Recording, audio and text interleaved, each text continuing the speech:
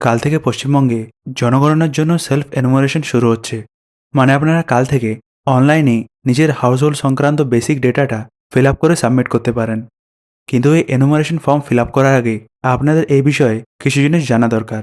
যেমন ধরুন, প্রথমেই বলে রাখি, জনগণনার জন্য যে সেলফ এনুমারেশনের সাইটটা রয়েছে সেটা কিন্তু সকাল 6টা থেকে রাত্রি 12টা অবধি কাজ করবে। তারপর অনেকেই এই জিনিসটা হয়তো জানেন না যে জনগণনা এটা হচ্ছে ফেজ 1। আর এই প্রথম ফেজে পশ্চিমবঙ্গের যাবতীয় হাউস হোল্ডের বেসিক ইনফরমেশনটা নেওয়া হবে। আর বলে রাখি, এই যে সেলফ এনুমারেশন ফর্ম, এই ফর্মটা 1 আগস্ট থেকে 15 আগস্ট পর্যন্ত অনলাইনে ফিল আপ করা যাবে।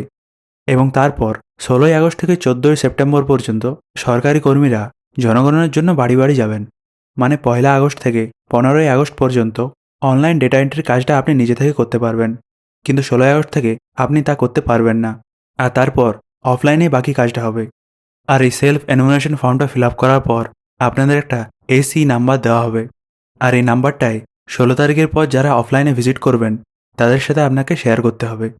এক্ষেত্রে আরেকটা জিনিস বলে রাখি, যে জনগণনার জন্য যাওয়া সরকারি কর্মীরা আপনাদের কাছে কোনো রকম ওটিপি, ব্যাংক ডিটেলস, আধার কার্ড বা প্যান কার্ডের নাম্বার চাইবেন না। এবং যে সরকারি কর্মীরা জনগণনার জন্য বাড়ি বাড়ি যাবেন তাদের একটা প্রপার আইডি কার্ড থাকবে। তো সেই জিনিসগুলোর খেয়াল রাখবেন।